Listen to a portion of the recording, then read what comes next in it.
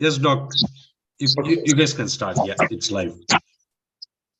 So good evening to all. We are starting a new session today. The title goes volumes, control of respiration, and we will also try and accommodate, if possible, if time permit, the topics from the last week, the transport of oxygen and carbon dioxide, but that only if the time permits. So two doctors are ready to volunteer. One is Dr. Aditya. You are welcome, Dr. Aditya, and Yes. Dr. Narendra Dutt. I think I'm not sure if he's here. Okay. Anyway, so we will. I think we can start.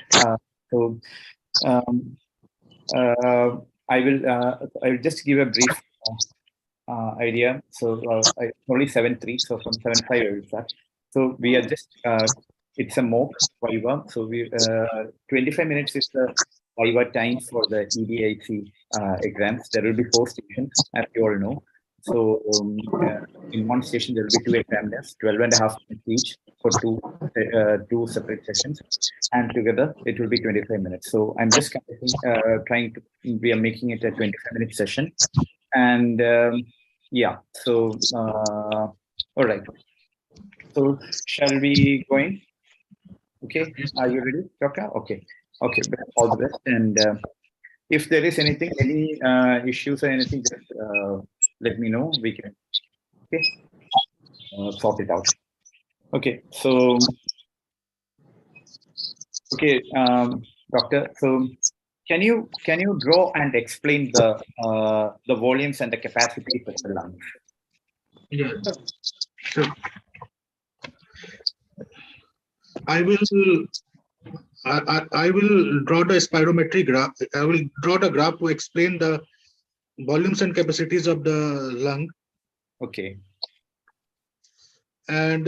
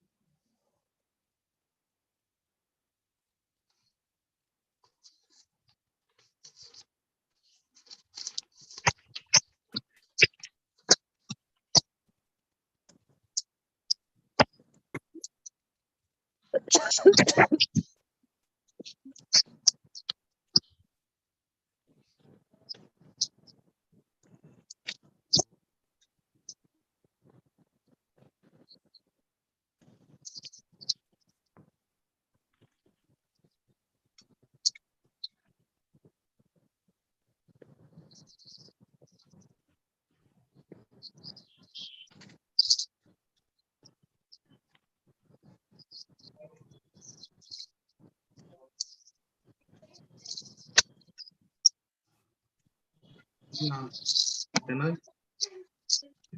Hello?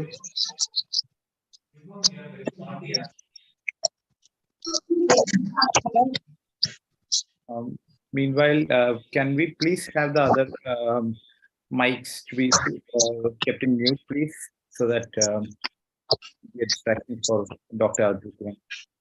Thank you. We will like this. I will show the graph, not very clear, but Okay.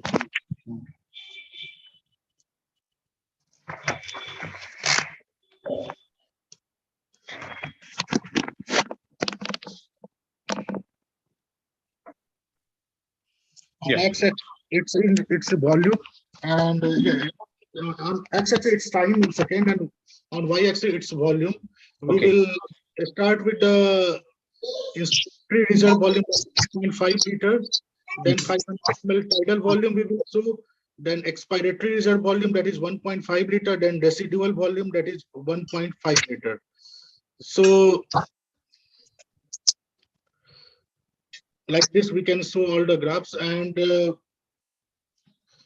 tidal volume will be that the volume of the gas which is exhaled with each breath, that is about 500 ml. Okay. And respiratory volume is the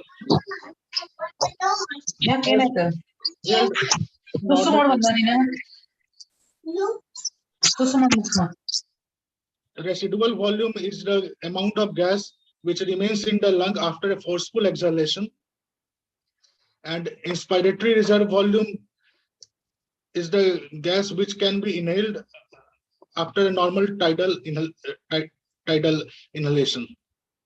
Okay. And the capacity are the sum of volumes, and which are like the forced residual capacity and the vital capacity and total lung capacity. By the spirometry, we cannot measure the FRC, total lung capacity, and residual volume. Okay. And is there any method we can measure the residual volume and the functional residual capacity? Is there any method? Do you know about any methods? Yeah, residual volume can be measured by the helium dilution technique. Okay. And closing volume by the Fowler's methods, nitrogen washout method. Okay. Can you just describe about the nitrogen washout method, please? Patient inhales 100% oxygen. Then he. Sorry, you said the closing capacity by the nitrogen washout, or even the residual volume can also be measured by the nitrogen washout method, right? Yeah. Okay. And when patient inhales the 100% oxygen, then he exhales through a sensor which detects the nitrogen. Then it is basically used to measure the dead space, that is anatomical dead space, and it is divided into 4 phases.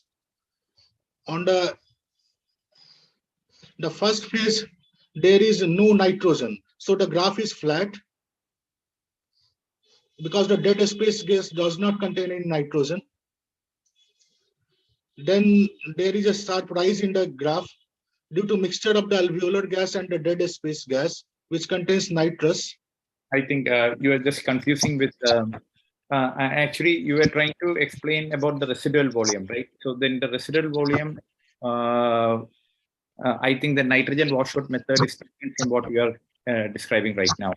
So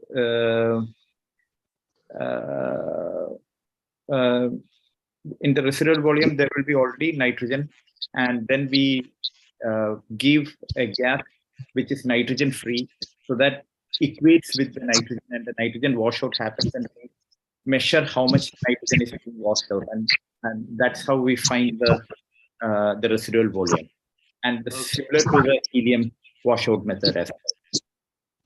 Okay, sir. Is that what you were explaining about, the residual volume? Residual volume estimations, I didn't find. I will. No problem. It's okay. That's okay. That's okay. So, can you just briefly tell me what is the difference between a volume and a capacity? Yeah. A capacity is a combination of 2 or more volumes. Okay. All right. Like we total lung capacity, then forced residual FRC, forced residual capacity, and vital capacity. Lung capacity is about 5 to 6 liters and include all the lung volumes, like the IRV, tidal volume, ERV, and residual volume. And what is FRC, or what is FRC actually? What does it signify, and what is the significance of FRC, functional residual capacity? Functional residual capacity is about 3 liters. It is the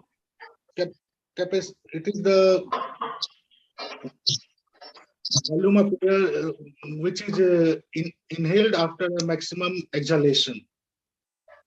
Okay. Anything else? FRC is used as a surrogate for buying time for apnea during general anesthesia when the patient is given the muscle relaxant. So we generally pre-oxygenate the patient to increase the FRC so we can get more apnea time.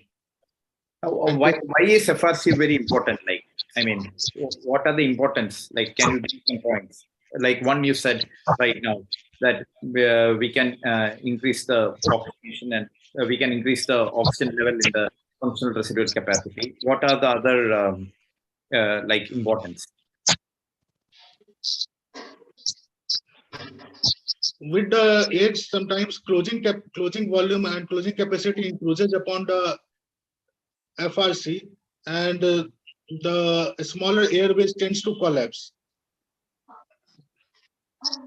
Okay. And lead to. Okay, let me put it in this way. Can you tell me what are the factors that affect FRC or the functional residual capacity?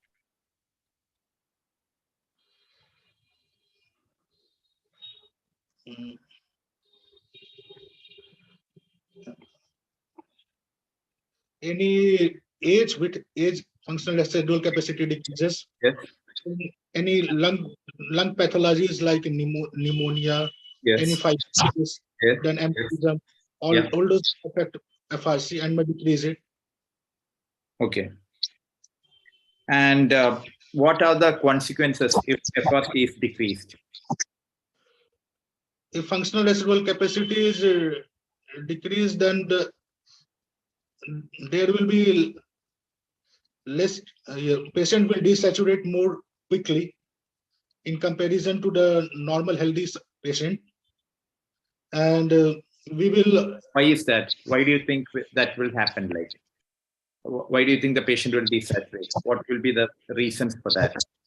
Oxygen reserve will be low. Very good. Okay. And what about the work of breathing, in terms of work of breathing, in terms of the compliance of the lungs, in terms of, like you said, the oxygen reserve will be decreased. And what about the work of breathing? Work of breathing will be increased in. Yeah. Okay. And what about the compliance? Compliance will be decreased. Yes. Very good. Okay. All right. Can you define what is lung compliance? Yeah. Lung compliance is change in volume per unit pressure. Delta V by delta P. Change in volume per unit pressure. Yeah. Okay.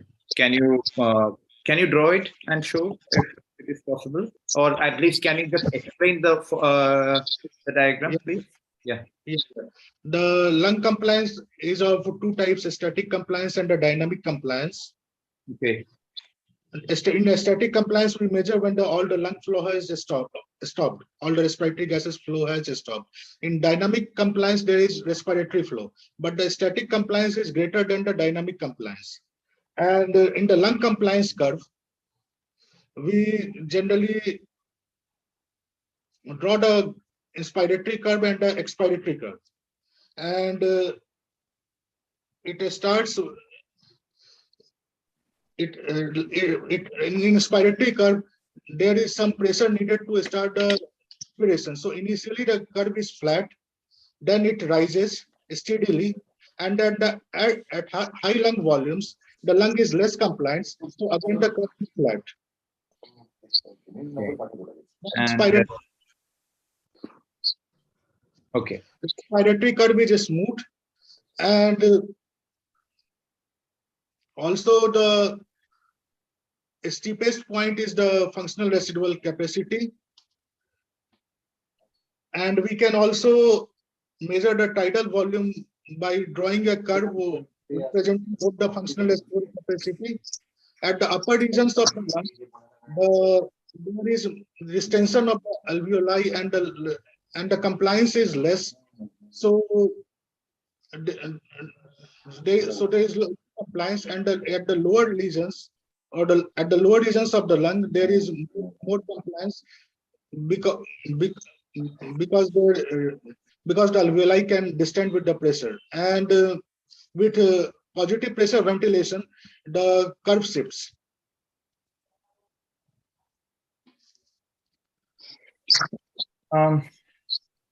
Okay, so what do you mean?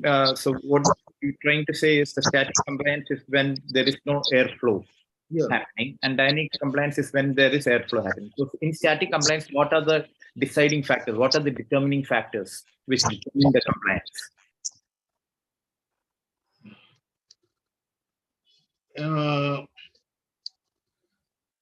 What are the forces? What are the what exactly determines the compliance of a lung? What are the forces that acts? Yeah, and there may be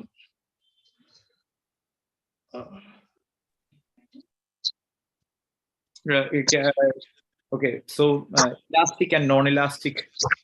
Elastic and non-elastic. Then there may be tissue elastic forces. Then there is viscous and airway resistance. So in the graph, okay. So do you know what do you mean by the upper inflection point and the lower inflection point? What do you mean by an upper inflection from the graph, the pressure volume graph, which you draw for the compliance? Can you show me the upper inflection point and the lower, and what does it signify? Yeah. Thank you. It's okay if you can. You don't need to draw it, or at least you can tell me. Right?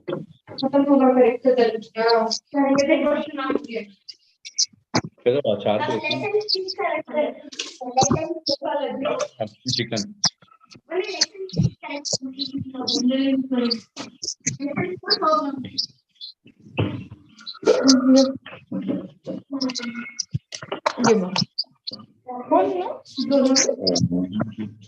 एक वो mock viva है.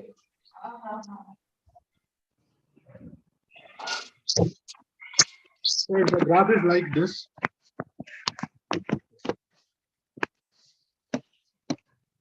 Yes. Okay.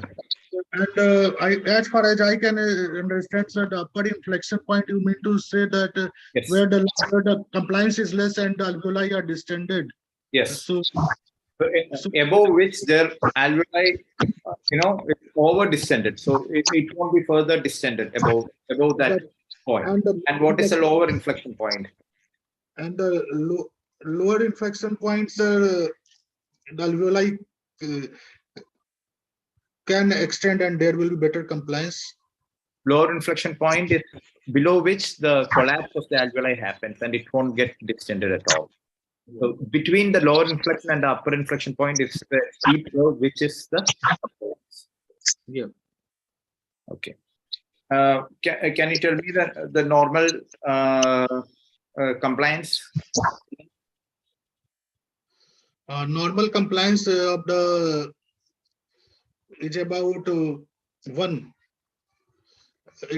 Because it consists of chest wall compliance and 2 factors. It's chest wall compliance and that's 1/2 plus 1/2 equals to 1. So both are 2. Reciprocals of the compliance are added.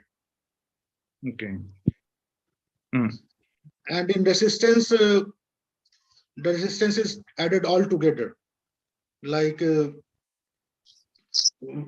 resistance is actually change in flow per unit pressure. Okay.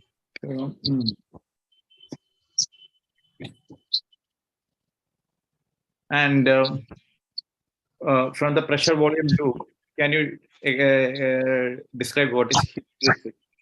What is? Hysteresis. HYSTER ISIS. And this lung compliance curve is a thing called hysteresis curve. No? What exactly is hysteresis? Like? Effect lags behind the cause. That is hysteresis, definition of hysteresis. Okay. And why does it happen? Due to internal forces of tissue resistance, elastic tissue resistance, airway and viscous resistance. Or maybe due to the loss of the energy? Energy, like the expiration is a passive process. Yes. But there is energy stored during the work of breathing to overcome the tissue elastic resistance, and that is expended in the expiratory phase. Okay. Can you tell me something about time constants?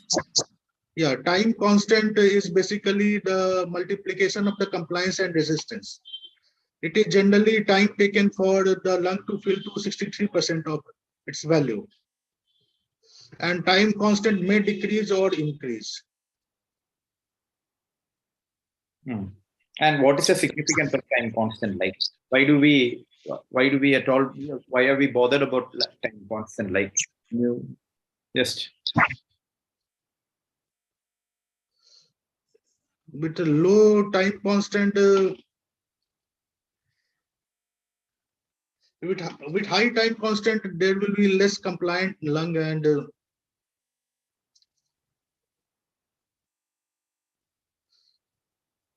it can affect the ventilation. Have you heard of a phenomenon called pendilift? Of? Pendilift. PENDELUFT. Pendilift. No, sir. Okay. I know. I just all right. No problem. Okay. And what is the significance of surface tension in terms of the alveoli? And why are we interested in the surface tension?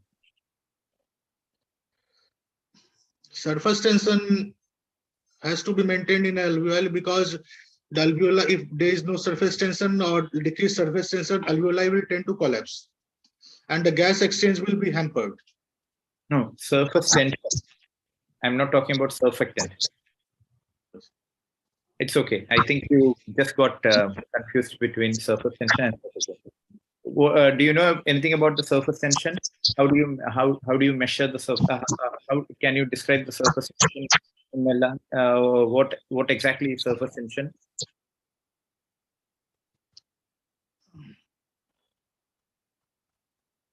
I don't remember. No problem. No problem. So surface tension is that acts on the surface of the air liquid interface. It's calculated upon the Laplace law. So I think so. By R, no? P equals to P equals to 4 into P divided by the radius. Yes, 4 into surface tension divided by the radius. So the surfactant is something that reduces the surface tension. Therefore, it does not allow the alveoli to collapse. Okay. And do you know the conditions where surface tension is where the surface? Can you tell me the significance of the surfactant? Can you tell me something more about the surfactant? Yeah. The surfactants is dipalmitoylcholine. It is generally deficient in newborn infants, leading to respiratory distress syndrome. So alveoli have a capacity to collapse, and the gas exchange will be hampered, and there may be decreased oxygen saturation, and this may lead to breathlessness and all the things, and it can be given exogenously. Okay. All right. Okay. So I think yeah. So it's almost 25 minutes. I think I will stop it with your session right now. And so just wanted to tell you that I think certain points just need to be thorough with.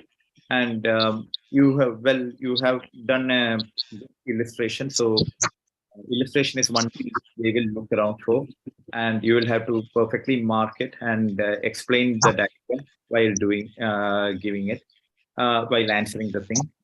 And certain points where you were just lacking was about the compliance, the static compliance and the dynamic compliance. I think you have to be more detailed about the compliance exactly, where exactly we and how do we measure static compliance, how do we measure dynamic compliance, what is the significance, what is the significance of the elastic pressure and non-elastic pressure, what is the significance of the intrapleural pressure, the transpulmonary pressure.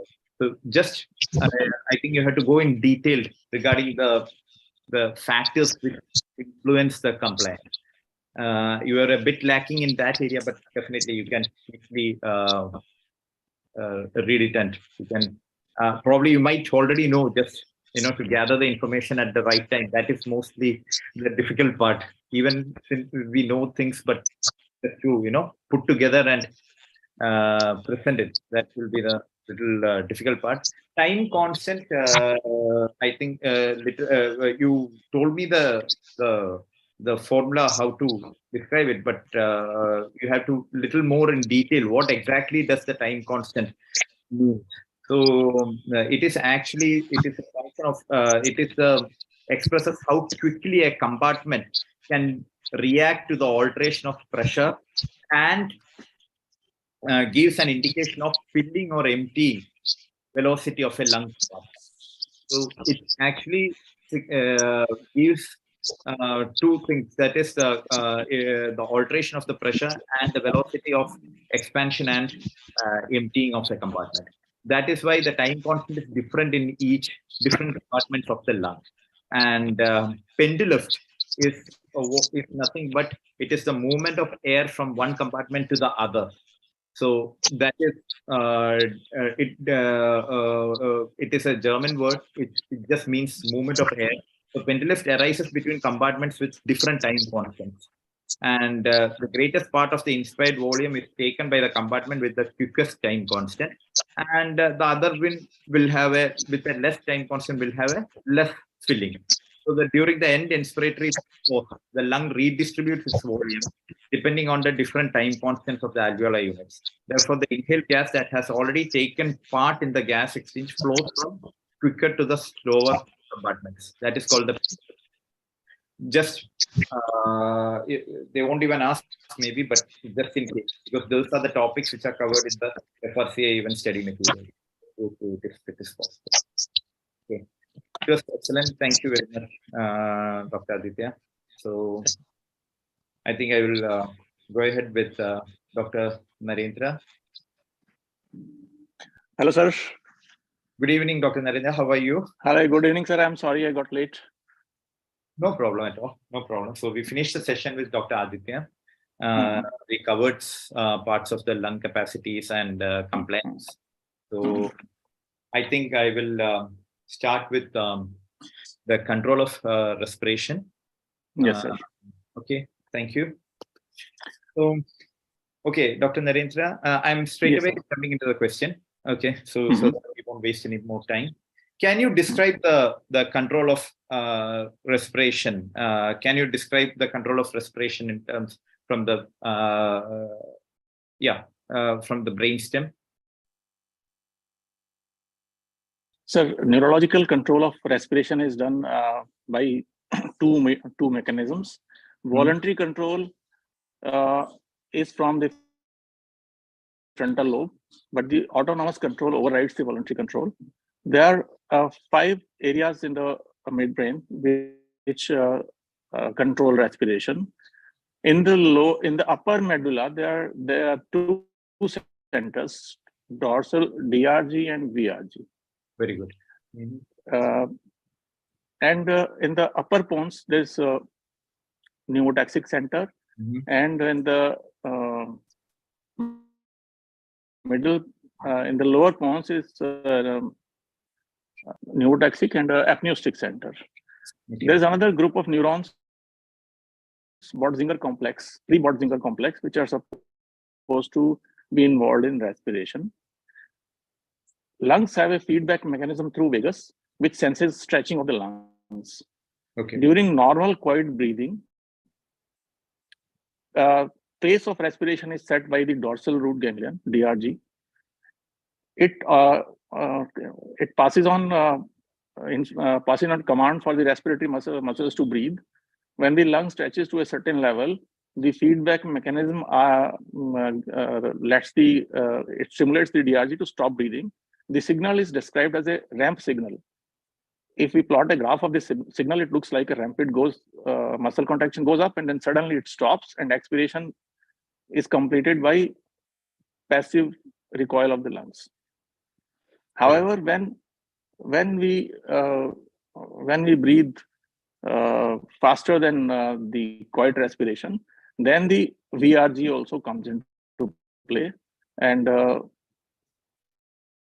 they are connected with each other, and their signals are integrated with each other with the help of pre-Botzinger complex. On the other hand, pneumotaxic center, it gets inputs from the vagus nerve too, and when this is stimulated, it prematurely terminates inspiratory effort. So in case pneumotaxic center overrides, we get rapid shallow breathing.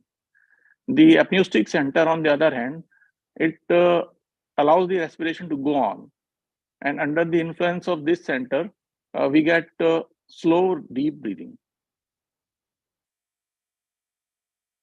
Okay. Can you tell me about the peripheral and the central chemoreceptors which control the respiration? Yes, sir. Yes, sir. The peripheral chemoreceptors are glomus cells, which are situated in the carotid bodies and the aortic arch. And the other centers are in the medulla, which are sensitive to hydrogen ions. Peripheral chemoreceptors, they are perfused with blood, and they derive their oxygen supply from the dissolved fraction only. Therefore, they respond only to a low PaO2. They don't respond to a decrease in total oxygen carried by the blood. For example, anemia, they would not sense hypoxia. They have oxygen sensitive potassium channels. When hypoxia occurs, potassium channels close. Potassium is not able to escape from the cell. As the potassium stays inside, it lines the inner inside of the membrane and makes it more positive and takes it closer to the firing potential. So the depolarization occurs early and the nerve signal increases. This stimulates respiratory center to breathe more. Similar action is carried out by the centers in the aortic arch also. Central chemoreceptors, they are sensitive to hydrogen ion concentration. Since hydrogen ions cannot cross blood-brain barrier directly, the blood pH does not affect it. However, carbon dioxide can diffuse freely, and when carbon dioxide diffuses into the CSF, it reacts with water and gets converted into carbonic acid and then hydrogen ions. CSF has low proteins and limited buffers, so the presence of hydrogen ion is not buffered, so it results in a fall in pH. This fall is sensed by the central chemoreceptors to stimulate breathing. Okay. And can you describe what happens if we inhale more carbon dioxide? What happens exactly, the process? So if we inhale more, yes, sir. If we inhale more carbon dioxide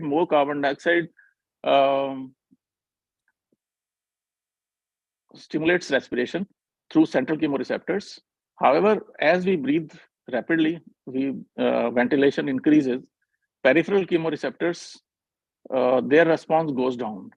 However, central response overrides peripheral receptors, peripheral response. And what are the effects of all this? Means increase in carbon dioxide. What effects does it occur to the systems, the cardiovascular system, the CNS, or Yes, sir. the renal? So as carbon dioxide increases, effectively acid in the blood increases. When that happens, there's a renal compensation in the form of increasing the bicarbonate level. So there's a renal retention of bicarbonate and excretion of hydrogen ions in exchange of potassium ions. So the carbon dioxide level goes up, then bicarbonate level also goes up. The compensation, therefore, the pH also comes up. However, full compensation is never happens. And in the cardiovascular The compensation system, is always partial. in the cardiovascular system, Cardiovascular, it results in yes, sir, tachycardia, hypertension, increase in pulmonary artery pressure, increase in pulmonary vascular resistance, dilatation of systemic vessels. okay. And in terms of the central nervous system, CNS, So high carbon dioxide level increases intracranial pressure, causes cerebral vasodilatation, may cause cerebral edema. okay. And narcosis as well. Hypercarbia can lead to narcosis. Initially, it causes Sorry, sir, could not hear you. Initially, increasing carbon dioxide causes hyperventilation, but to a certain level, beyond certain level, it causes narcosis and decreases the Yes. causes respiratory depression. Yes. Okay. Can you enumerate what are the ways by which the carbon dioxide is transported in the body? Yes, sir. So carbon dioxide is produced in the tissues as a result of metabolism. Carbon dioxide diffuses into the capillaries, then it diffuses into the RBCs. Most of the carbon dioxide is transported as bicarbonate. A little is transported as carbamino compound, and small percentage is transported as dissolved fraction. Hence, since the major mode of transport is as bicarbonate, let me start with that. Okay.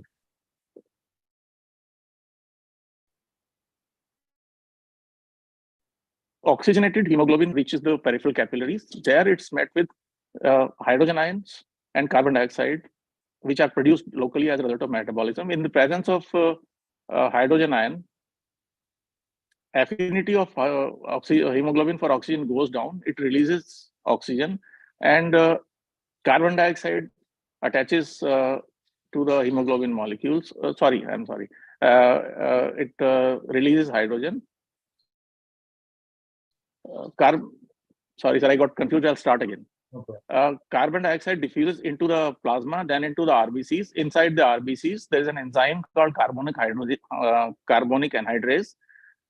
It catalyzes a reaction between carbon dioxide and water. It forms carbonic acid and then dissociates into hydrogen ion and bicarbonate ion. Hydrogen ion is buffered by hemoglobin. Bicarbonate ion is exchanged. It goes out through the RBC, and chloride comes in place of bicarbonate. A transport protein on the cell of RBC, which is an antiporter, is responsible for this action. This phenomenon is called chloride shift. Okay. Yeah. Some carbon dioxide attaches to the amino acids present in the hemoglobin, and some attaches itself to the amino acids present in plasma, and a small part is dissolved into the plasma. So carbon dioxide is carried by the blood mainly in the form of bicarbonate. When the blood reaches lungs, it's exposed to a high concentration of oxygen. And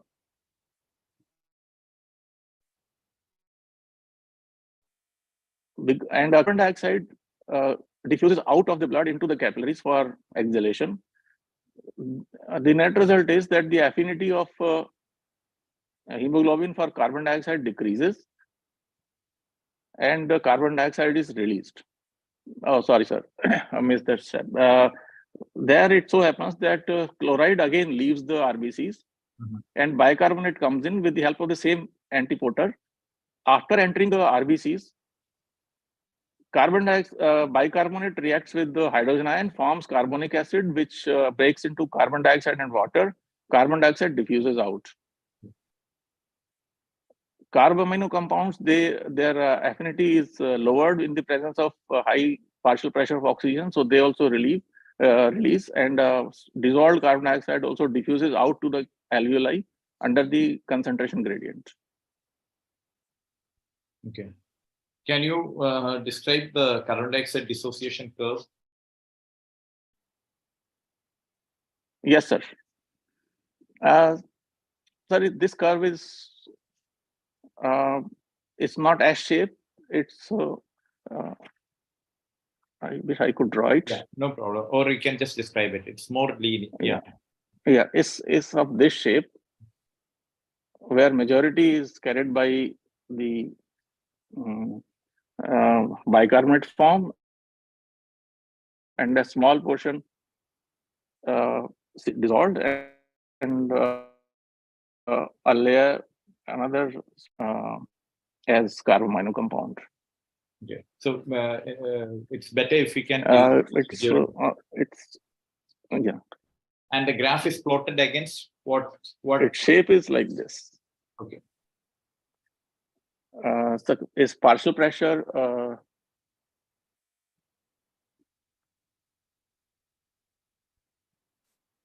there is partial pressure of carbon dioxide against the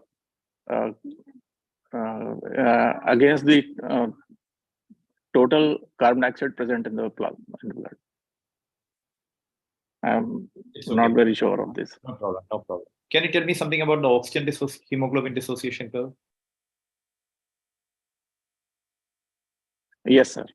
It's a sigmoid shaped curve. Okay.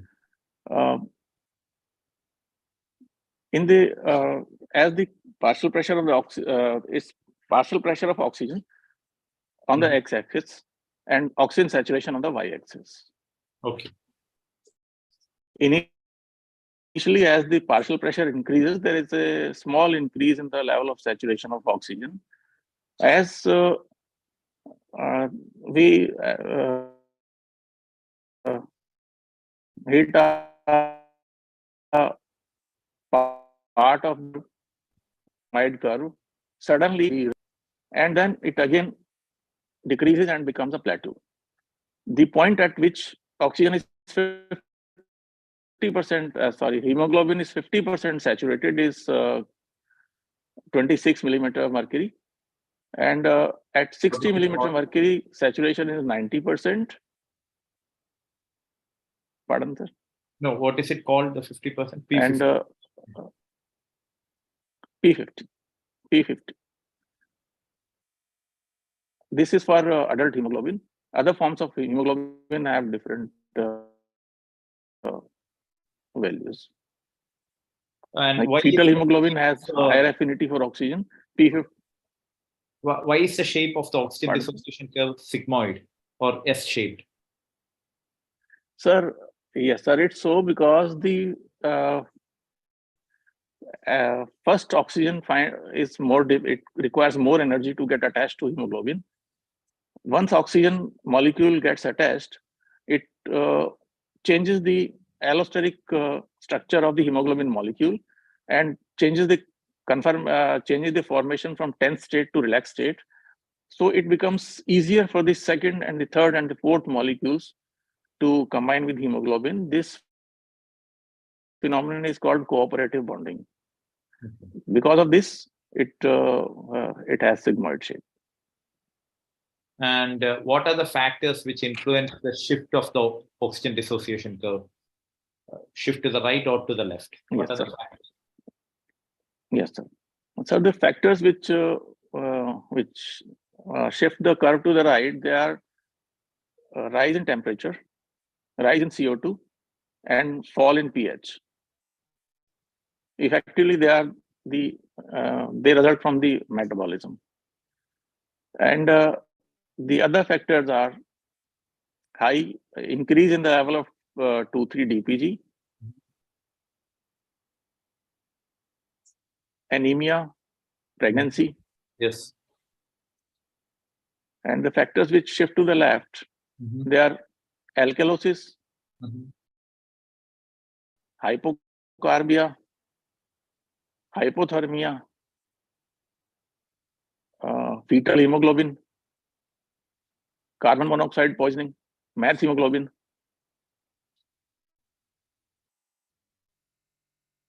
And yes, sir, that's all I can recall. What is Haldane effect? Do you know anything about Haldane effect? Yes, sir. Yes, sir.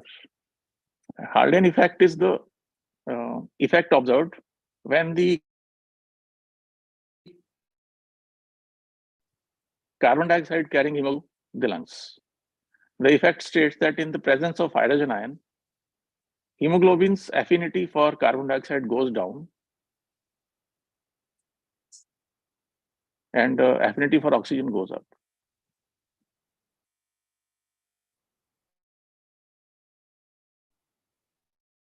And Bohr effect? What is Bohr effect? The Bohr effect is it's observed when oxygen carrying hemoglobin reaches peripheral tissues. And the effect says that in the presence of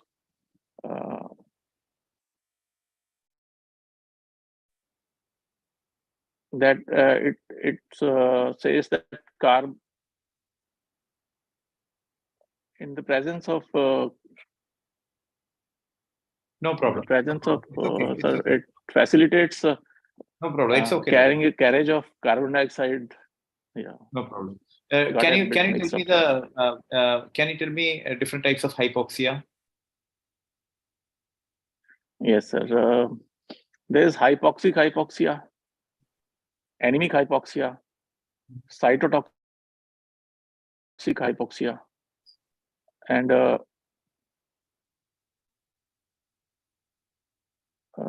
hypoxia due to sluggish flow of blood. Stagnant hypoxia. I'm forgetting the term. Stagnant hypoxia. Can you describe each of these hypoxia? Stagnant hypoxia. Can you describe each of these hypoxia in terms Yes, of sir. oxygen dissociation Yes, curve? sir.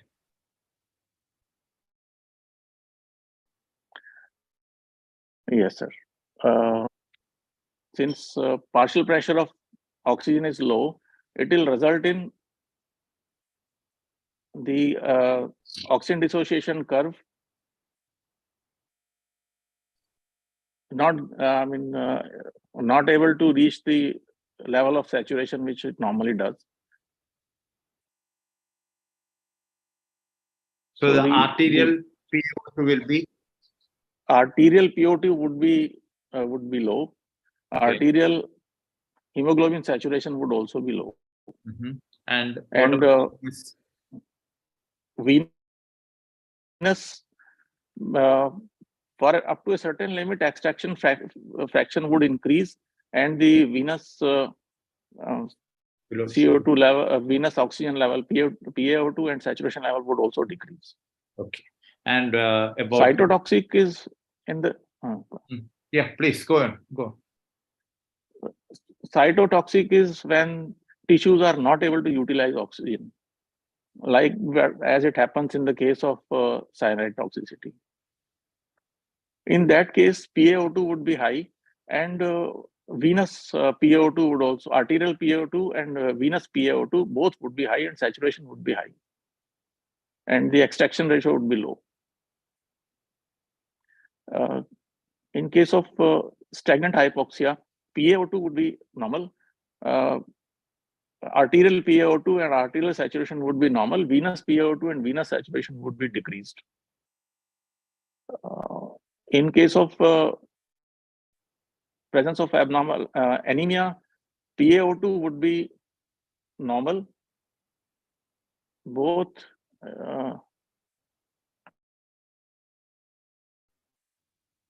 in the arterial and in the venous blood. In case of different other species of hemoglobin, PaO2 would not be affected.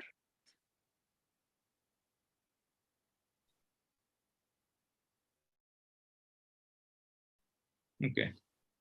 Can you describe the ventilatory response due to hypoxia? Yes, sir. Peripheral chemoreceptors, they stimulate ventilation. They cause an increase in the rate and respiration.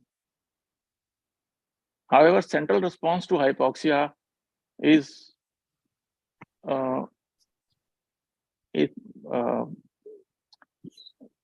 negative. Central hypoxia causes decreased respiratory effort.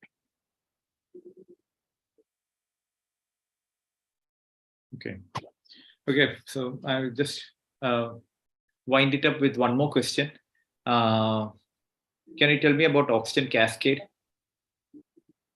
Yes, sir. Sir, oxygen cascade describes the change in the partial pressure of oxygen as it reaches from the atmosphere to the alveoli. Considering we are at sea level and we are breathing air, partial pressure of oxygen would be 21% of 760 millimeter of mercury. This is what we breathe in from the atmosphere.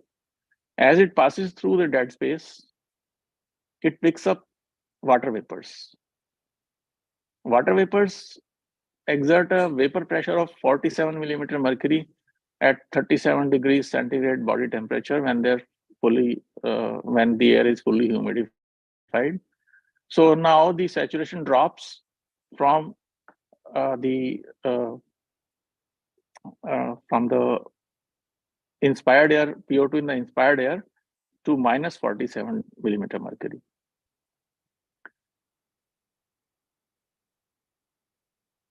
As it goes into the alveoli, some of the carbon dioxide is taken in, and some carbon dioxide is diffuses into the alveoli. This further dilutes the oxygen's partial pressure. When the person is on a mixed diet, we have a respiratory quotient of 0.8. So then we make a further correction of further deduction of PaCO2 into 0.8 from the partial pressure of oxygen, and that's the partial pressure of oxygen in the alveoli. So the cascade is known as a cascade because at each step there's a fall in the partial pressure of oxygen, and if any of these steps result in a larger fall, then the person suffers from hypoxia. And when it reaches the tissue level, what is the partial pressure of oxygen? So mitochondria function well at a pressure of 1 to 2 millimeter mercury. And this level of partial pressure of oxygen is also known as Pasteur point, because below this aerobic metabolism is not possible. Okay.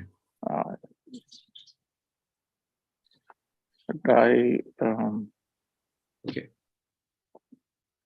In the tissue level, I'm not able to. It should be at the PaO2 should be same as the arterial PaO2. I didn't get that. What is it? Which is around 100 measure of oxygen in the blood. Should be same everywhere like the arterial PaO2. Can you explain the oxygen content in the blood? Can you explain how do we calculate the oxygen content in the blood? Yes, sir. Sir, each gram of hemoglobin is supposed to carry 1.34 ml of oxygen. So we calculate by SpO2, fraction of like saturation is 97%, so 0.97 into hemoglobin level in grams per deciliter into 1.34. This is the quantity of oxygen carried by hemoglobin, and the dissolved fraction is around 3 ml per deciliter. It's calculated by solubility coefficient of oxygen into partial pressure of oxygen.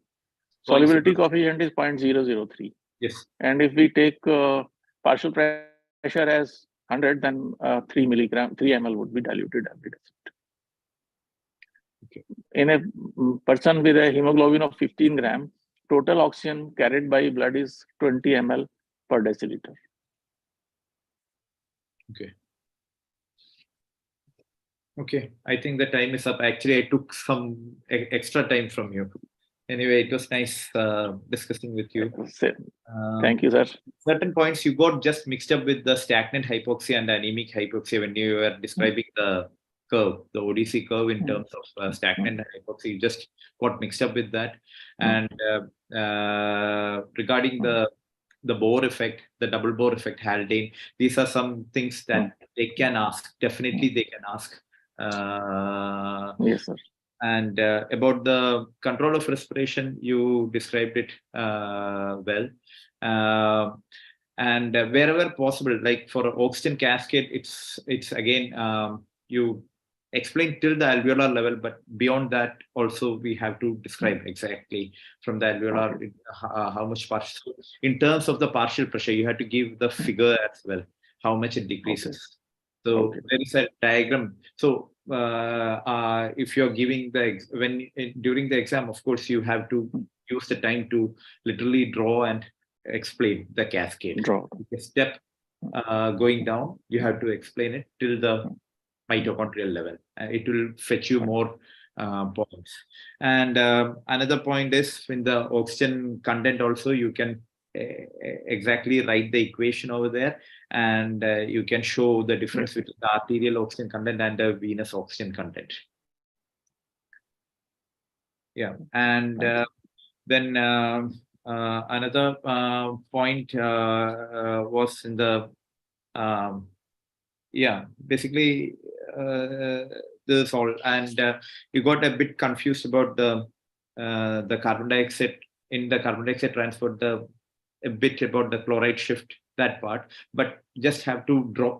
I think if you illustrate it, it will look much better, and confusion also will be decreased. So the examiners will know that at least you know the thing, and it's a quite common thing that we can mix up, especially with the given the exam atmosphere and everything.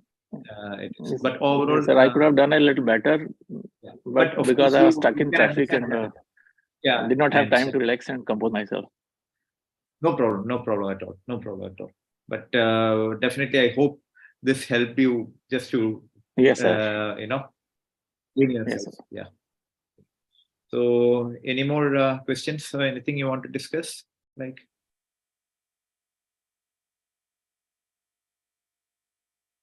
so I think even Dr. Aditya, I hope he had a good session. So, okay, yeah. So, any questions, any discussion, anything regarding this? Definitely, we can go have it with in our WhatsApp group as well. So, shall I then stop for today? It's fine, sir. Thank you. Thank you so much, to Dr. Narendra and Dr. Aditya. It was wonderful to have a session with you guys. Thanks. Yeah, thank you so much. Thank you, sir. Same. Fine.